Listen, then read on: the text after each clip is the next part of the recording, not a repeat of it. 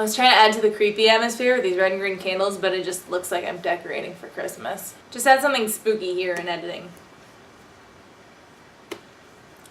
Great. Also, you all look like bright, capable beings who can figure this out from the title, but if you have not played Resident Evil 7 Biohazard, this video will contain massive spoilers from the beginning of the game to the end of the game, so if you haven't played that, go watch one of my many other amazing videos. So, Resident Evil 7, freaking incredible game. I don't know a single person who didn't think that this game was terrifying, or at least like give you the willies creepy. But during the most recent playthrough I watched, I think I might have cracked the code as to why it's so universally unnerving. And it's not just the jump scares, my friends. No, the Resident Evil team has a little trick up their sleeves, and Anna Vanston is wise to it. Can you guess what it is? Ah! Jesus! No, it's not Mia's teeth, although those should really get a horror game all on their own. Alright, I'll stop beating around the bush, especially because it's in the title already. Phobias! Resident Evil 7 makes use of practically every single phobia there is. And I'm sure there are many more obscure phobias that are used in the game than what I'm going to be listing in this video, but for this one I'm going to focus on more common phobias. Cause anything's a phobia if you try hard enough. Warning, I'm about to give examples of the many different phobias used in Resident Evil 7 and show photos from the game, so reader beware, you're in for a scare.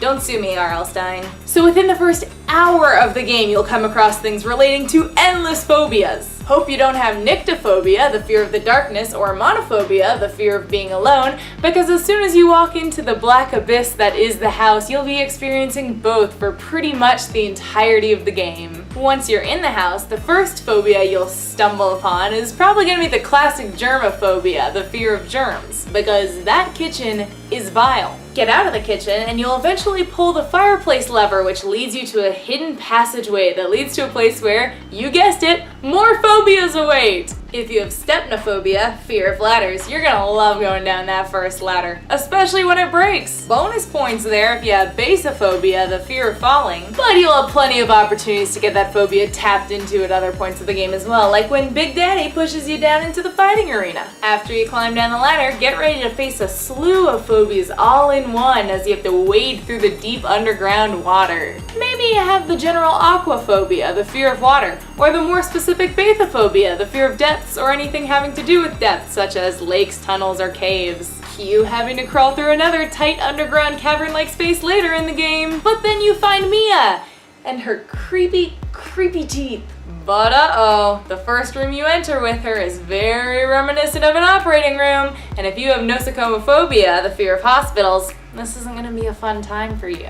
Oh, and if you have claustrophobia, it's gonna be a tight squeeze to get through some of those hallways with Mia, as well as some other places in the game. But get through that bit, and you'll come across a room with dolls.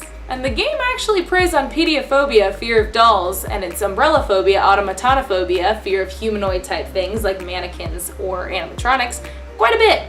Those bastards. But we're still in the first hour of the game! Once Mia disappears after examining the dolls, you might note that a full-blown storm has broken out outside. Which isn't too great if you have ombraphobia, the fear of rain, or astrophobia, the fear of thunder and or lightning.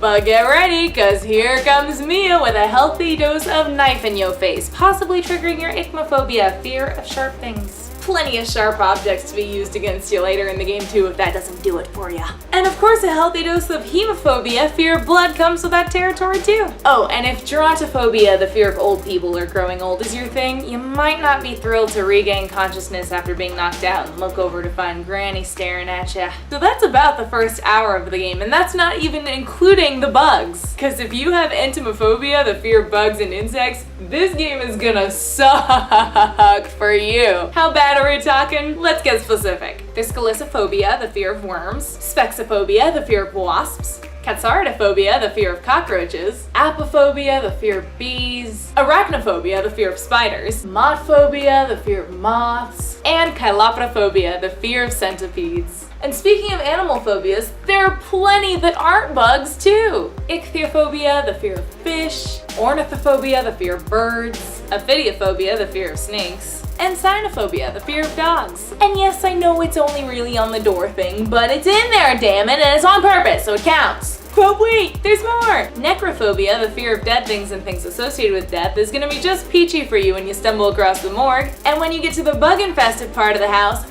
boy howdy, get ready for your healthy dose of trypophobia, the fear of holes, to set in, because you're gonna get that a lot in that area. The happy birthday portion of the game will really fuck with you if you have colrophobia, the fear of clowns, especially when it grabs you and carves the code into your arm. Globophobia, the fear of balloons, especially when you pop them to walk through the room. Or pyrophobia, the fear of fire, especially when you get burned to death and it takes an excruciatingly long time. And lest you not forget when Alan spews everywhere, possibly triggering your emetophobia, fear of vomiting. Heck, even things that are useful in the game, like steroids or stabilizers, can trigger your trypanophobia, fear of needles. The game also slightly touches on acrophobia, the fear of heights, like when you're lifted up by the giant, gross, horrific Granny Evelyn monster, or when you're riding in the helicopter, but there aren't too many good screenshots for that, and shut up. For those of you at home not keeping tally, that's 36 relatively common phobias. And do I think that this was just coincidence or that it comes with the horror genre territory? Nope. This was absolutely planned. So many of these are really specific and really have no point of being there other than to cover all of their bases on what creeps people out. The animatronic did not have to be a clown, which you have to admit seemed a little out of place with the rest of the game. The room filled to the brim with balloons that you have to pop was there for a reason. And they could have made the dog head key system anything. No, using so many phobias was very much planned, and it's genius. Kudos to the Resident Evil 7 team. Honorable mentions go to the disgusting blisters that you get when you get stung by the bees. God, nice touch. And the amazing, freakish long arm that reaches out for the lantern. I don't think there's a specific phobia for supernaturally long limbs, but Jesus, it's effective. So what do y'all think? Was there anything else in the game that triggered one of your phobias or just gave you the heebie-jeebies in general? I personally love this game. Just the right amount of story, action, and horror. Mwah. All right, I'm gonna turn some lights on now. And I'll see y'all next time.